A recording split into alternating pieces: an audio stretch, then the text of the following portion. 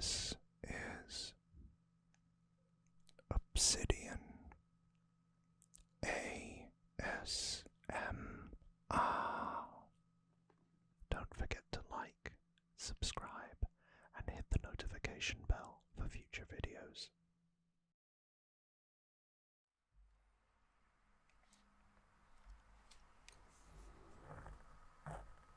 Hello again, and welcome back to Obsidian ASMR.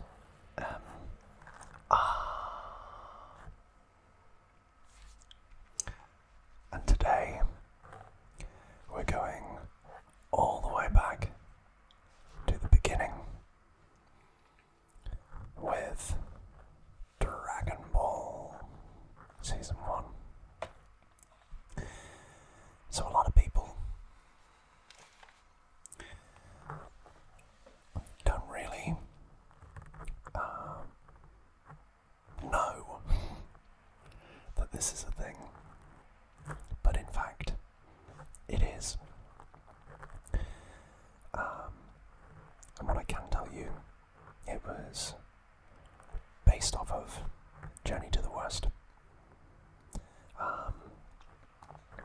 which is an old, ancient Chinese tale of Wukong, the Monkey King, and his band of friends as they go through various trials and tribulations, a bit like the old Greek tales, like Jason and the Argonauts, that kind of thing, but distinctly more East Asian Chinese in flavour,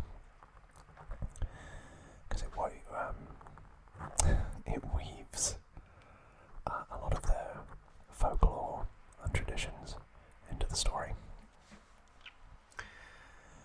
And what you may or may not know is this actually mirrors the two languages of Chinese and Japanese, as the way that they write their characters was imported from China. So too was the origins of Dragon Ball.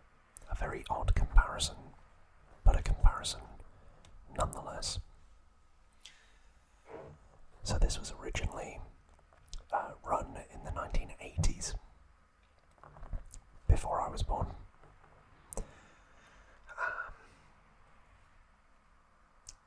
And it follows the tale of not Wukong, but of Goku, who, by the way, happens to have a monkey's tail. But more to the point, it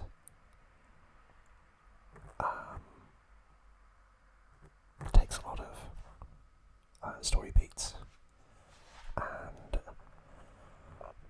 stylistically it's very similar to Akira Toriyama's previous series called Dr. Slump, which is much more comedic, and a lot of Dragon Ball fans, myself included, started with Dragon Ball Z, which was distinctly more fighting, power levels, it's over 9,000, that kind of thing. Whereas the original Dragon Ball series, yeah, it had martial arts and moments of seriousness and tension and growth,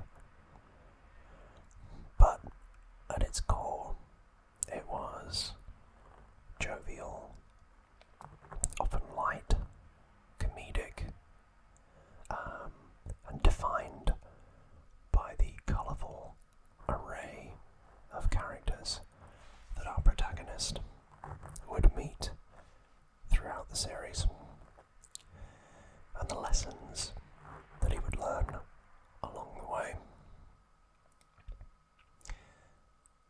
That didn't translate as much into Dragon Ball Z, and hence why it became much more fighting and punch, punch, punch, punch, Kamehameha, that kind of thing. So, maybe you'll find this refreshing to go back to where it all began. And now that I've set the scene, given you the necessary context, let's flip this over and have a look. So as it says, the greatest adventure of all time begins now. Goku may be small, but this fearless warrior packs a punch as powerful as anyone on the planet. Left alone after his grandfather's death, this unusual boy is happy to spend his days hunting and eating some more.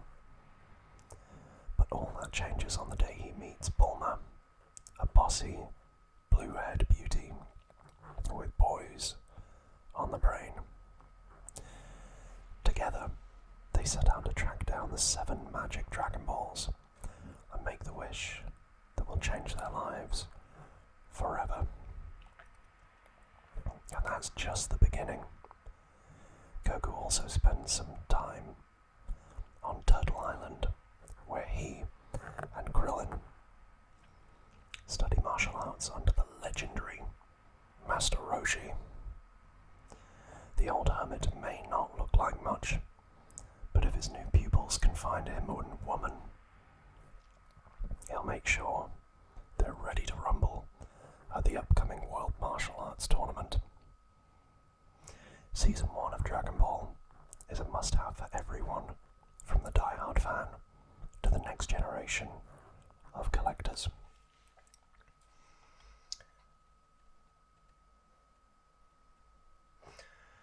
So this was released after Dragon Ball Z and Dragon Ball GT. Dragon Ball was actually the last to be released in this kind of break form. And frustratingly,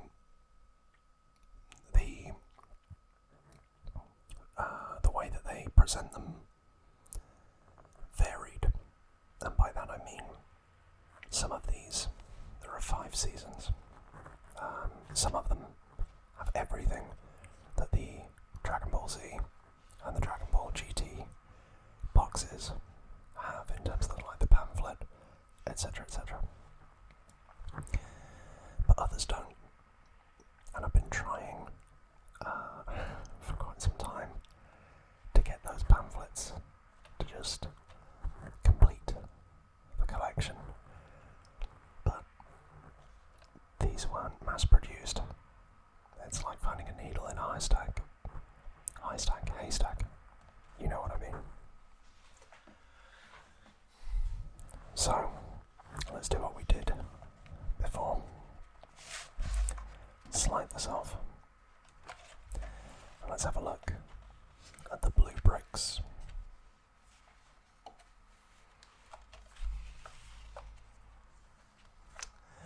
And there you go. That's what I mean. So, you could get a DVD giveaway, but at Funimation, I don't want a DVD giveaway. I want the pamphlet, which it doesn't look like we're going to get.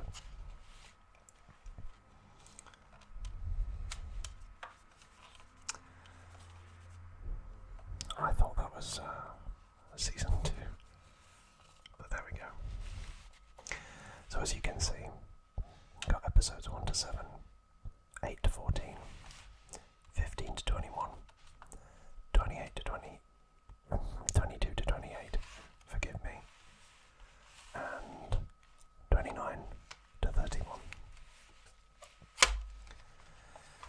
So we'll do what we did before with Dragon Ball Super, and I will read you through what happens in the episodes. Okay, let's go. Okay, so we're going to start out with Season 1, actual Season 1, which is the Emperor Pilaf saga. And I thought I'd add a little bit into this series, and I'll say the original air date along with the description of the episode. So we'll start off with episode 1, The Secret of the Dragon Balls. And this aired, great start me, on February the 26th, 1986. A long time ago now. Almost 40 years ago. So in this, Goku, a young but strong orphan living alone in the mountains, and Bulma, a teenage girl searching for 7 mystical balls, come together when Bulma hits Goku head-on while driving a motorized vehicle. The balls that Bulma is searching for, known as Dragon Balls, summon the wish-granting dragon god Shenron. And before Goku's grandfather died, he gave him a Dragon Ball with 4 stars on it. The 4-star ball, Bulma, already possessing 2 of the other balls, decides to let Goku join her on a fun adventure so she can borrow his strength and Dragon Ball. They take off on a motorcycle, but Bulma is abducted by a giant flying dinosaur during a little pit stop. Goku takes out the monster with his power pole, which is a pole that can extend, and rescues her. And then we move to episode 2, The Emperor's Quest, which was originally aired on March 5th, 1986. And this is, of course, the Japanese air dates.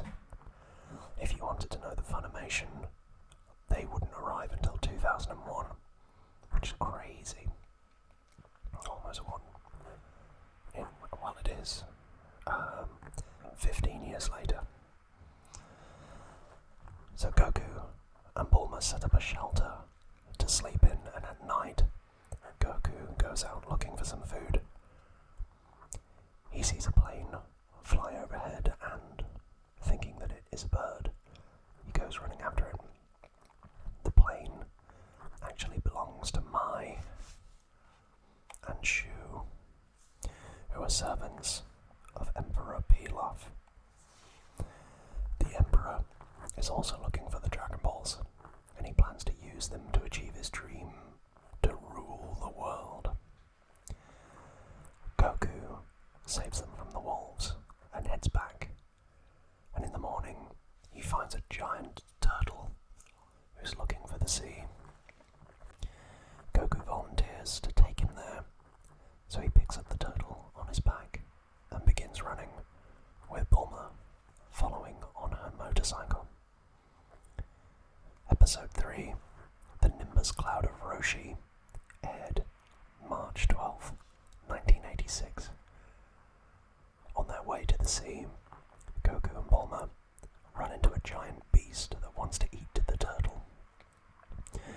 Goku makes short work of him, and they continue on their way. When they arrive at the shore, the turtle tells them to wait for him. When he comes back, a man is riding on his back. That man is the turtle hermit, Master Roshi, and as a reward for helping his sea turtle, he gives Goku a flying cloud called the Flying Nimbus.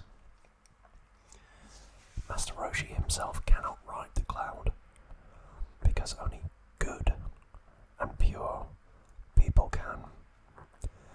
Bulma can't ride it either, but Goku can, because he's got a good heart.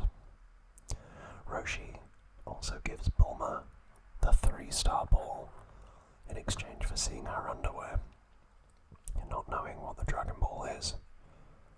And then when Master Roshi returns to his island, he finds Pilaf and his 2 henchmen, Mai and Shu, searching his house for the Dragon Ball. After he tells them that he gave it away, the 3 of them leave his island. Their boat sinks due to Master Roshi putting a hole in the side while pretending to give them a boost.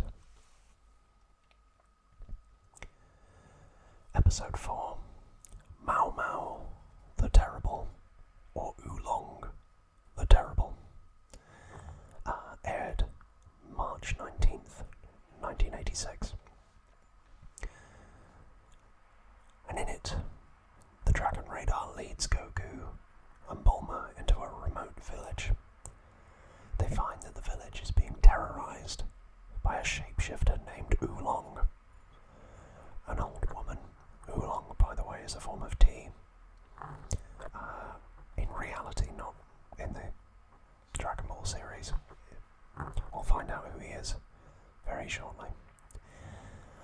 An old woman in this village has the 6-star ball, and she agrees to give it to them if they drive Oolong away from their village. Oolong wants to marry a girl in the village, so Goku dresses up like her to trick Oolong. When Oolong discovers this, he gets very angry. To protect his identity, he reverts into his original state after he transformed and runs away from the village. Goku follows and eventually catches up and defeats him. With the village saved, the old woman gives Bulma and Goku the 6-star ball. Episode 5, a historic episode, if you're a Cyberman, is Yamcha, the strong yet cruel desert bandit. It's our boy, Yamcha. And this aired on the 26th of March, 1986. Bulma forces Oolong to join their group, thinking that his shape-shifting ability will come in handy. And their boat runs out of gas, so they have to walk through the desert. Yamcha, a dangerous bandit, is said to live in this desert. While they walk through the desert, Yamcha and his shape-shifting cat, Puar, ambush them. Goku and Yamcha begin to fight, and Yamcha thinks he's won after he uses his Wolf Fang Fist. But Goku is able to get up. Just as Yamcha is about to attack again, he sees Bulma, and it's revealed that Yamcha gets very nervous around girls, so he panics and he runs away. Episode 6, Midnight Callers, aired on April the 2nd, 1986. And in it, Oolong remembers that he has a camper, Dino Camp. So the 3 spend the night in it. Goku tells Oolong about the Dragon Balls, and Oolong drugs the drinks of Goku and Bulma, causing them to fall asleep. He roofied them. That's not a joking matter, but that's crazy. I forgot he did that. Yamcha and Puar have been listening from outside the window and now plan to take the balls. Puar changes into Goku to lure Oolong, who transformed into Bulma thinking she was Goku, out of the camper and Yamcha, and allow Yamcha to sneak inside. But what he thinks are the Dragon Balls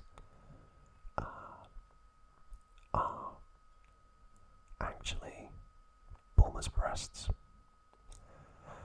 And Yamcha completely loses it and retreats with Puar, who flew away from Oolong after the shape-shifting pig and cat discovered each other's true identities.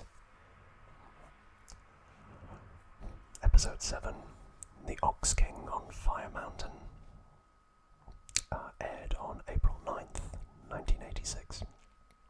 And this has Goku, Bulma, and Oolong arrive at Fire Mountain with Yamcha and Puar following closely behind. There they meet the Ox King, who lives in the castle on Fire Mountain. The Ox King notices Goku's flying Nimbus Cloud and realizes that he must have received it from Master Roshi.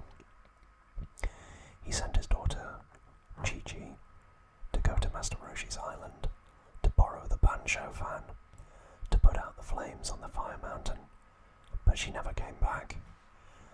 The Ox King tells Goku that if he finds Chi-Chi and returns with the Banshou fan, he can have the Dragon Ball that's inside his castle. Goku takes off and finds Chi-Chi right away, but after Chi-Chi accidentally grabs Goku's tail to help herself climb onto the Nimbus Cloud, it causes Goku to go dizzy.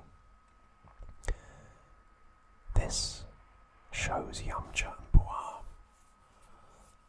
that Goku's tail is his only weak point, and as Goku and Chi-Chi leave for Master Roshi's island in order to steal the Dragon Balls, they plan to grab Goku's tail to weaken him.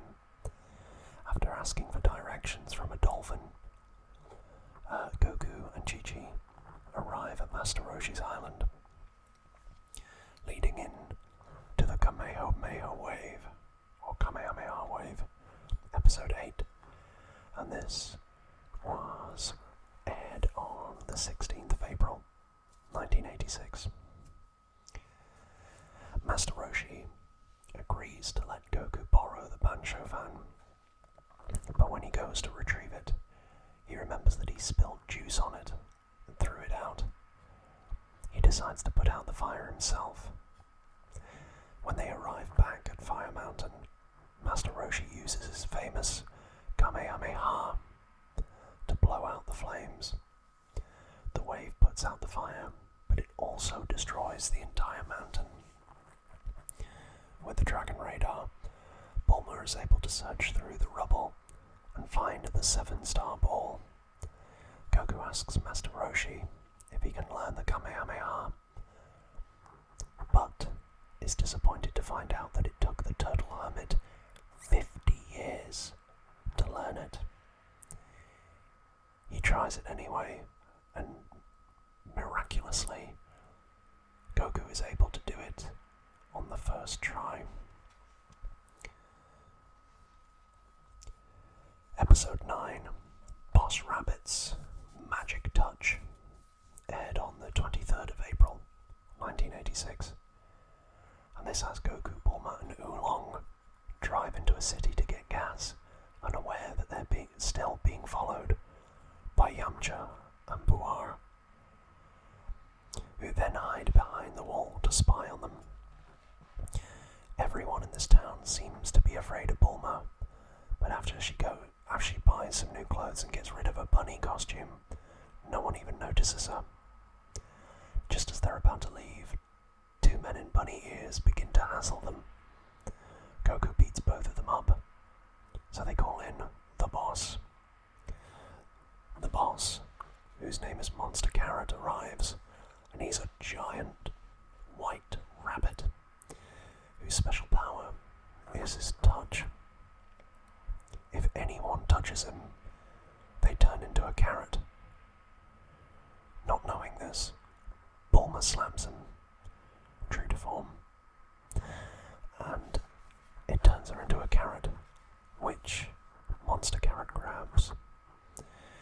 His 2 men then start to beat up Goku, and watching from behind a wall, Puar turns into a bird and snatches the carrot out of his hand, Monster Carrot's hand. And Yamcha beats up the 2 men to save Goku,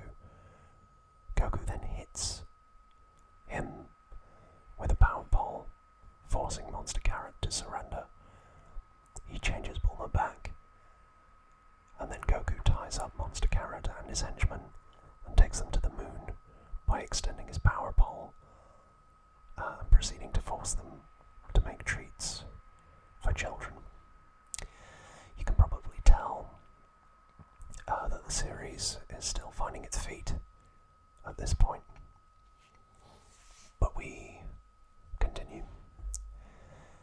Episode 10, The Dragon Balls Were Stolen, aired on the 30th of April, 1986. While Goku, Bulma and Oolong are driving towards the final Dragon Ball, Shu uses his battle robot to fire a rocket at their car. Then he jumps down and runs off with Bulma's suitcase, which contains their Dragon Balls. Goku tries to follow but loses him. Luckily, Goku still has the 4-star ball, so Pilaf can't make his wish to rule the world. Bulma's dino caps are in her suitcase as well, so they have no ride. With no other options, Yamcha is forced to give them a lift. The gang arrive at Pilaf's castle, and inside they come to a dead end, but before they can turn around, a wall comes down, trapping them inside. Episode 11. At last, the dragon appears. Aired on the 7th of May, 1986. After a failed torture of treatment on Bulma, Pilaf, Shu and Mai release sleeping gas inside the chamber, which knocks everyone out, including the Emperor himself, who did not put on his gas mask. Shu drags Pilaf away, while Mai goes in and steals the 4-star ball from Goku while he's sleeping. When they wake up, they realize the ball has been stolen and begin to run through the hallways. Pilaf sends giant pinballs rolling after them, and just when one of the balls has them cornered, it suddenly backs off and a wall comes down again. They're trapped in the same room as before, and Goku tries to use a Kamehameha wave to blast away the wall, but only manages to open up a small hole that leads outside, where they can see Pilaf is summoning Shenron to grant his wish for world domination.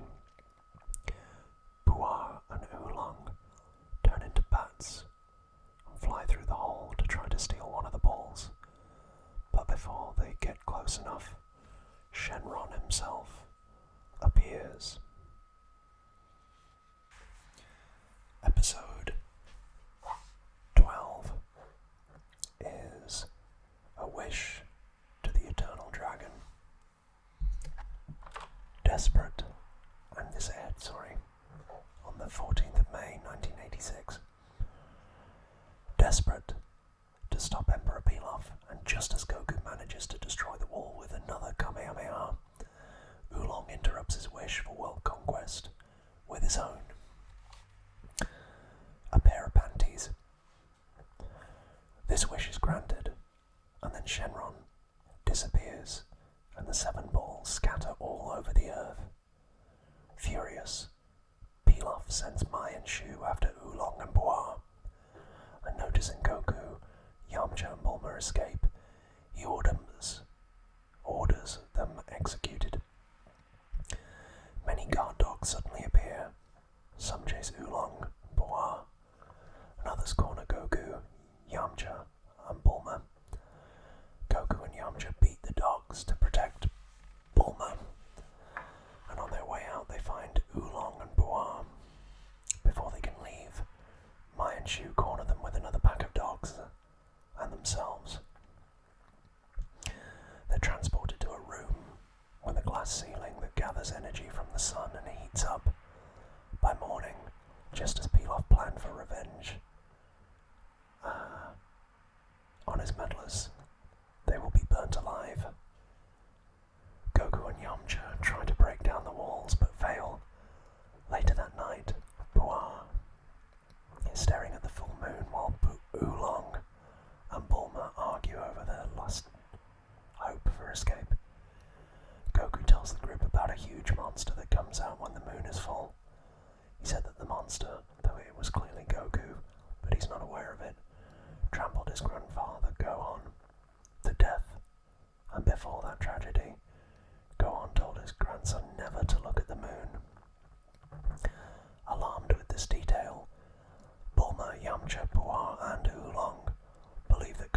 as the monster, and fear they will meet the same fate as his grandfather. Despite Bulma's warning, Goku accidentally looks up at the moon. However, at first, nothing seems to happen to Goku, as he shrugs over a big deal, much to the group's confusion. But even though he turns away from the moon, and his friends sigh in relief, something in Goku snaps. His eyes turn red, his heart beats loudly with increasing speed, and he begins growing, with his clothes tearing apart, his body growing fur, his teeth becoming sharp, his ears pointing up, and his face growing a muzzle. To the gang's horror, it's revealed that Goku is transformed into a monkey or ape monster called the Great Ape. Episode 13. The Legend of Goku aired on the 21st of May, 1986. Goku, now a great ape, begins demolishing Pilaf's castle. Bulma, Yamcha, Oolong, and Puar are all desperate to escape. Pilaf, Mai, and Shu board an airplane and start attacking Goku. They're able to bring him down temporarily, but Goku recovers and destroys their plane. He then picks up Bulma and prepares to eat her. Remembering that his tail is his weak point, Yamcha grabs Goku's tail, and Puar changes into a giant pair of scissors and cuts it off. Goku regresses back to his normal self, naked and asleep. So he remains until morning. When he wakes up, he's shocked to find that his tail is missing and that he's naked. But he remembers nothing about the transformation or the rampage. He borrows some of Oolong's pants and finds his power pole in the rubble, but finds it hard to balance without his tail. Yamcha and Bulma decide to go back to West City together, with Puar and Oolong tagging along. Goku decides to find the Turtle Hermit to get the training he was promised, and Bulma gives Goku the Dragon Radar so he can find the 4-star ball when it reappears. And that was the end of the first saga. The second saga, or the Tournament Saga, again was also in 1986. And it starts with episode 14, Goku's Rival, which aired on the 28th of May, 1986. Goku stops by his house to gather his things, then heads towards Master Roshi's island. And when he arrives, Master Roshi tells him that he will only train him if he brings him a girlfriend. Goku brings back a big, ugly-looking girl, but Master Roshi wanted a beautiful young girl, a teen. So Goku brings a beautiful mermaid, but that doesn't go well either. Suddenly, a small boy named Krillin paddles ashore on a boat and requests training from Master Roshi. With the help of a bribe, Master Roshi agrees to train him. He sends Goku and Krillin into the city to find him another girl. Meanwhile, Yamcha's ship crashed, so he, Bulma, Puar, and Oolong are forced to walk through the jungle and desert. Episode 15, Look Out for Launch, aired on the 4th of June, 1986. Because Krillin can't sit on the Nimbus Cloud, he's forced to cling to Goku's back during their search for a girl. They find a girl being attacked by 2 men. Goku beats them up, and they bring the girl back to Master Roshi's island. Unknown to either of them, the girl, Launch, was being arrested when they found her. When she sneezed, she turned into a grumpy, aggressive blonde criminal. And back on the island, Roshi likes Launch so much that he agrees to take her on as a student, along with Goku and Krillin. Launch sneezes and then takes out a machine gun and shoots at the three boys. After another sneeze, she returns to her more placid self.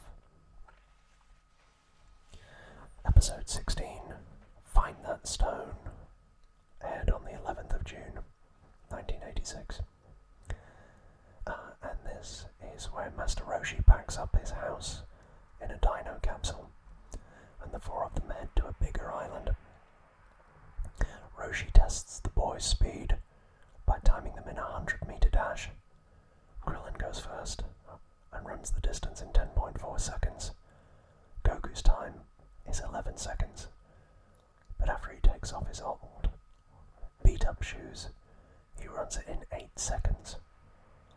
Master Roshi dazzles them by running it in 5.6 seconds. Then he gives them their final test for the day. He makes a mark on a stone and throws it into the woods, telling them to find it. The loser must go without dinner for the night. Krillin tries to fool Master Roshi with a stone of his own, but Roshi sees through this lie. Goku finds the stone, but Krillin steals it and runs away. Goku catches up, and the two of them fight. Obviously, Goku wins, so Krillin throws a decoy stone back into the woods, and Goku runs after it, thinking it's the real one. Krillin takes the real stone back to Master Roshi. However, Krillin ultimately loses, as Launch made pufferfish for dinner and didn't know that it was poisonous. Episode 17, Milk Delivery, aired on the 18th of June, 1986. And this is actually a mini-game in Dragon Ball Xenoverse 2, where you have to deliver milk on behalf of Krillin. So it's a nice little callback to this. Master Roshi wakes the boys up. Boys. He wakes the boys up early to begin their training. Their job is to deliver milk, but there are several miles between each house. After several exhausting runs, they're made to climb a mountain to deliver milk to the monk at the top. While at the top, Master Roshi tells them that in 8 months they'll be competing in the 21st World Martial Arts Tournament. This encouraging thought is enough to drive Goku and Krillin through the end of their milk delivery. Once the delivery ends, Master Roshi tells them that they'll be delivering milk every day until the tournament. The boys are shocked to find out that the milk delivery was only their early morning training, and that they have much more to do every day. And meanwhile, Yamcha is also training for the World Martial Arts Tournament. Episode 18, The Turtle Hermit Way, aired on the 25th of June, 1986. The boys continue their workout by ploughing an entire field with their bare hands. After a quick breakfast, they head over to a construction site. There, they dig holes and haul equipment. Their speed dazzles the foreman. They eat lunch and then take a nap, and Goku is getting, at this point, quite impatient and wants to learn fighting moves. But Roshi says he'll not teach them fighting moves until their bodies are in the proper condition. Their next task is to swim 10 laps on a lake while they're being chased by sharks. Then Roshi ties them to a tree and makes them dodge angry bees. At the end of the day's training, Roshi tells them they'll be doing the same thing every day for the next 8 months, but with 50-pound turtle shells on their back. Episode 19, The Tournament Begins, aired on the 2nd of June, July 1986. And as you can probably imagine, it's a bit of a time skip. So after several months of training, the boys are anxious to learn fighting techniques.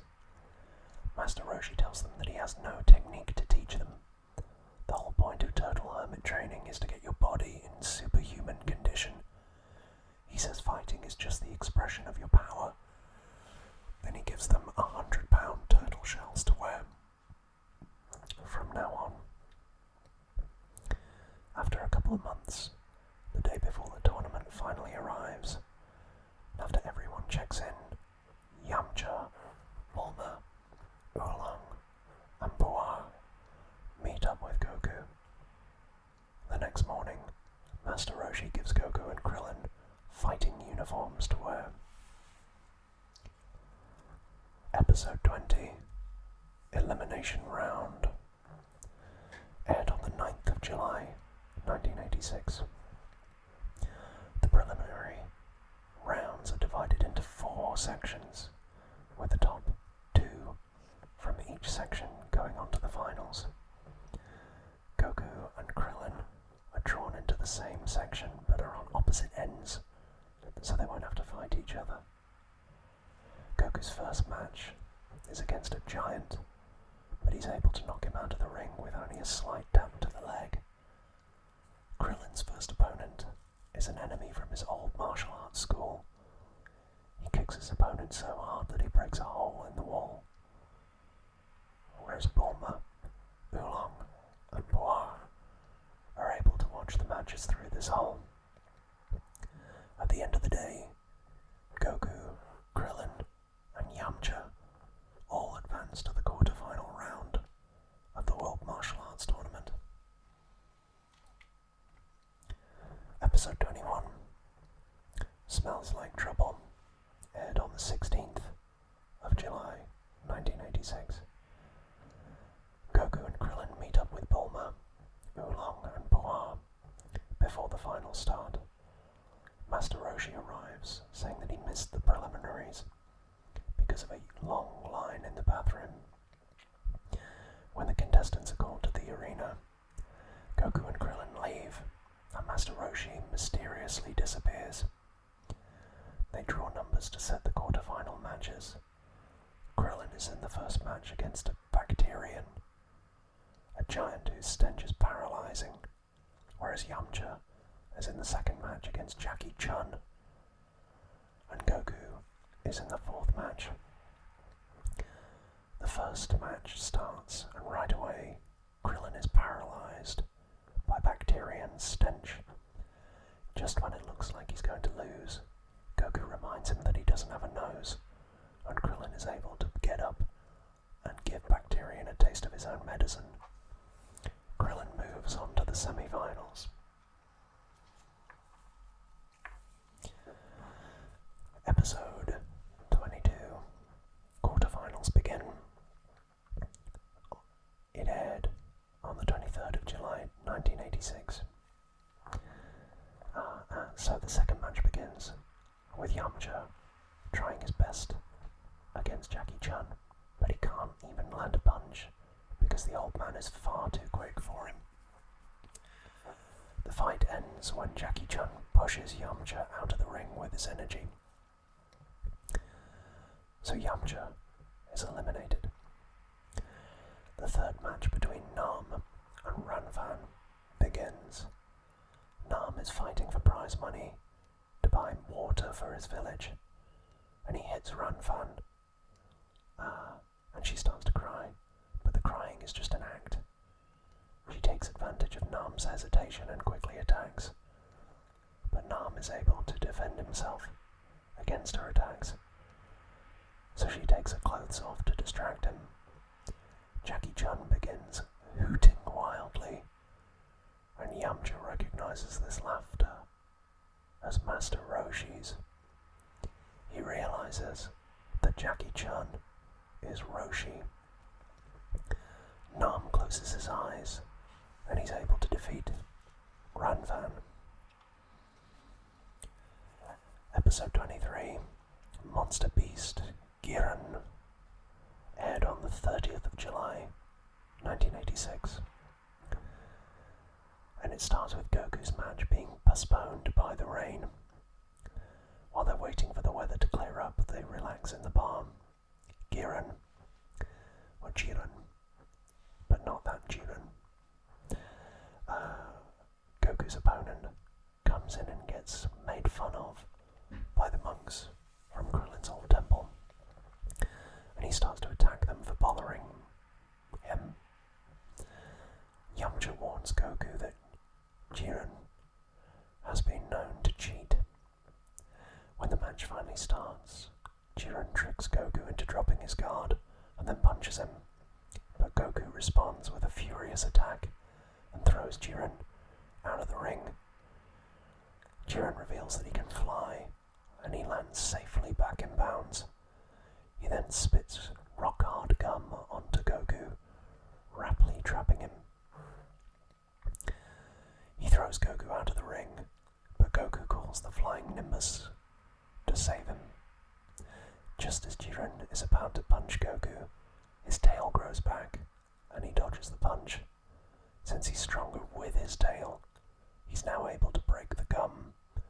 Shocked at this incredible display of strength, Jiren forfeits the match, but not Jiren from Dragon Ball Super, to be clear. Episode 24, Krillin's Frantic Attack, aired on the 6th of August, 1986. So the first semi-final begins as Krillin and Jackie Chan fight. Unfortunately, Jackie Chan's punches are too fast for Krillin to see. He tries to attack Jackie Chan, and after a brief instant, they fly away from each other. The announcer asks them to slowly reenact what happened, and it shows that Jackie Chan tried to kick Krillin, but he dodged it and then tried to land a punch, but Jackie spit at him. Krillin countered this with his own spit. Then they played Jangan, which was just a distraction, allowing Jackie to kick Krillin in the face. After the reenactment, Krillin distracts Jackie with a pair of bounties, and then kicks him far out of the ring. Jackie uses a Kamehameha wave to blast himself back into the ring. Then he uses the after image technique to distract Krillin, allowing him to land a double karate chop, which knocks Krillin out. After the match, Yamcha, thinking that Jackie Chan is Master Roshi, tries to pull his wig off but can't, even though it seems like Jackie Chan is Master Roshi. Nobody can prove it.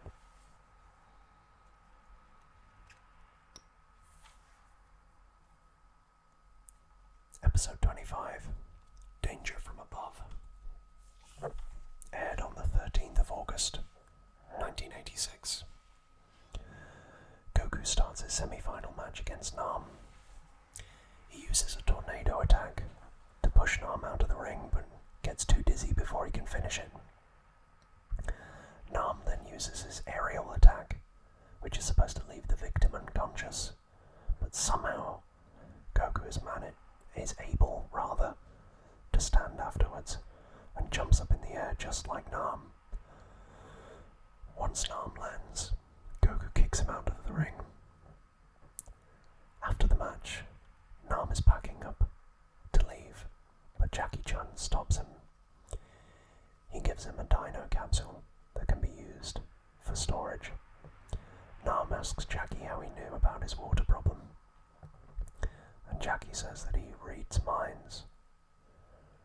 Nam realizes that Jackie Chan is Master Roshi, but Jackie keeps him quiet. He explains that he's fighting undercover to beat Goku and Krillin.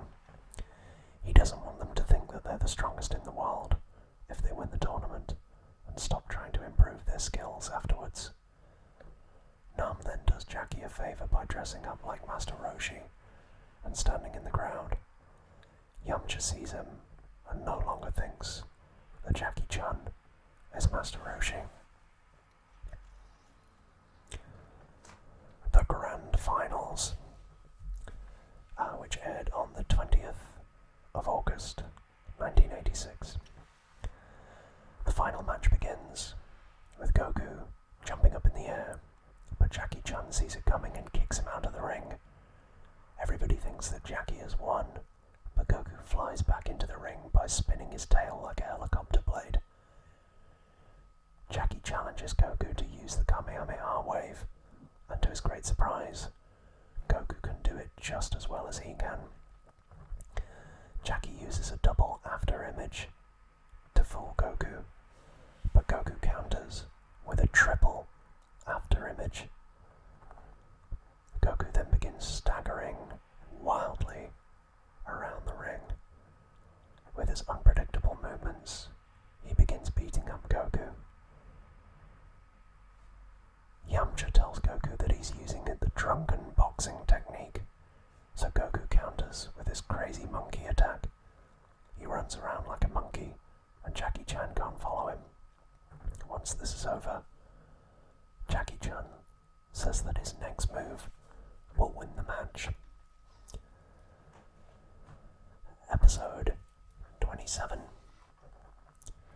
Number 1 Under the Moon. Aired on the 27th of August, 1986. The sun begins to go down for dusk as the final match between Goku and Jackie Chan continues. Jackie hypnotizes Goku and puts him to sleep. Goku can't wake up unless Jackie tells him to. Just before the count reaches 10, Bulma yells, "Goku, your dinner's ready," and Goku wakes up.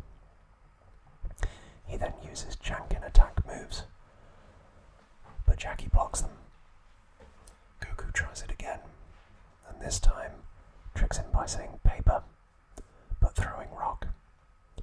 Jackie decides to use an attack that he's only ever used once before, the lightning flash surprise attack. He gathers his energy and shoots it at Goku. This energy is transformed into 20,000 volts when it hits Goku.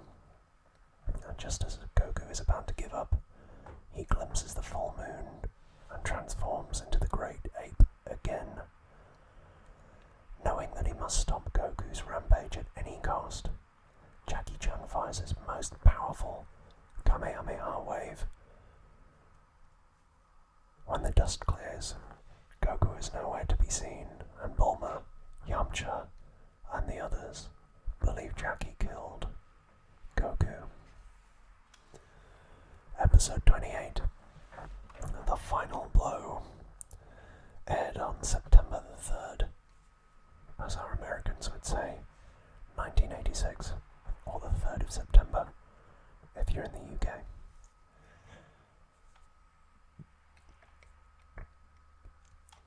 Jackie Chan reveals that the actual target of his Kamehameha wave was the moon and not Goku. Goku now, in his normal but naked self, is shown to be asleep, naked in the rubble, but he wakes up confused on why he's naked, and he borrows some of Krillin's clothes for his new fight. The match resumes, with Jackie Chan attempting to fire another Kamehameha wave at Goku, but he finds that he doesn't have the energy to do so. Goku then kicks him out the ring, but Jackie cleverly avoids touching the ground by smashing his foot in the side of the platform. With both of them completely exhausted, they agree on a straightforward finish to the match. After a long bout of fighting, Goku and Jackie jump and kick each other in the face, knocking each other down. The count goes past 10, and the judge says that the first person to stand up and declare victory wins. Goku struggles to his feet and manages to stand, but he collapses before finishing his victory declaration. Jackie Chan then stands up and proudly announces his victory. Roshi later takes off his disguise and goes out to eat with his friends, where Goku eats so much food Roshi has to spend most of his prize money. And that's the end of the tournament saga. But we're not quite done yet, because we're moving into the third saga of Dragon Ball, which was the Red Ribbon Army saga. And this one's a long one. A very long saga. So, episode 29, The Roaming Lake, aired on September the 10th, or the 10th of September, 1986. Roshi tells Goku and Krillin to take a break from training for now, but Krillin still decides to go live with him. Goku sets off on his search for the 4-star Dragon Ball, and meanwhile Nam has arrived at his village with the water, but it's still not enough. The rivers run dry, so Nam heads upstream to find the source of the disturbance. He's attacked by a dinosaur, but luckily Goku is swimming in a nearby lake and comes to rescue him. He and Nam continue upstream and find that a dam's been built. The monsters that live there refuse to tear it down. Their leader, Jiren, recognizes Goku from the tournament. He says that he would tear it down, but it's too strong for them to break. Goku fires a Kamehameha wave at it, which is enough to destroy the dam. With the river replenished, everything seems okay, but a sandstorm suddenly kicks up and dries up the river again. Goku notices the lake he was swimming in before. This time, the roaming lake, and it came to help the village. Or this was the roaming lake. Episode 30, Pilaf and the Mystery Force, aired on the 17th of September, 1986.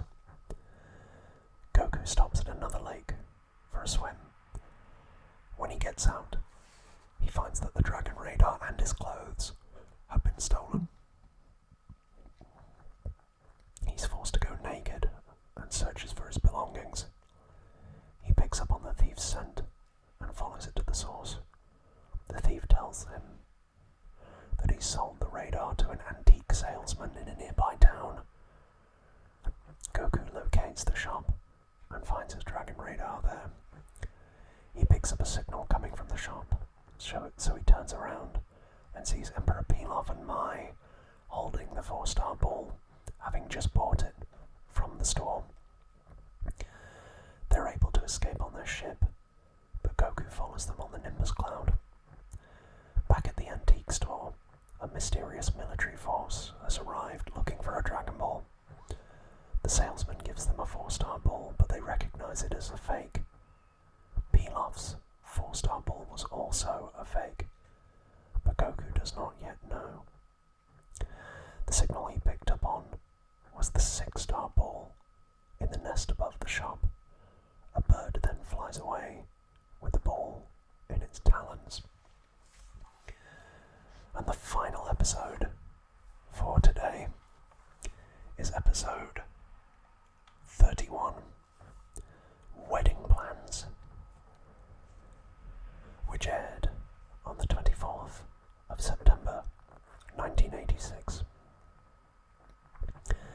Emperor Pilaf gives Goku the fake 4-star ball, but Goku drops it.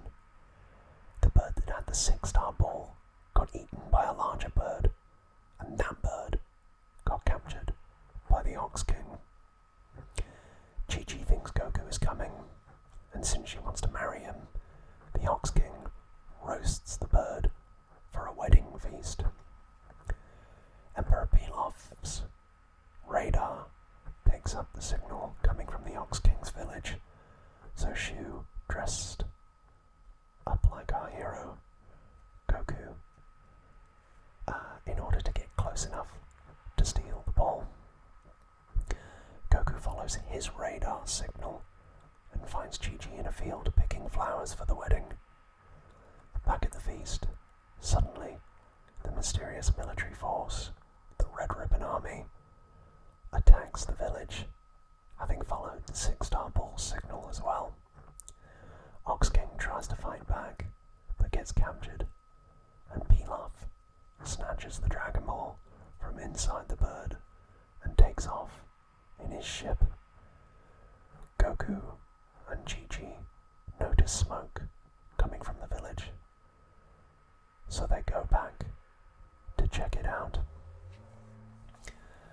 And with that, we've come to the end of part 1 of Dragon Ball. If you've never watched the series before, I'd love to know, what do you think? It's different, isn't it? I always thought there was such a tonal shift, and I think a lot of people do, from this to Dragon Ball Z.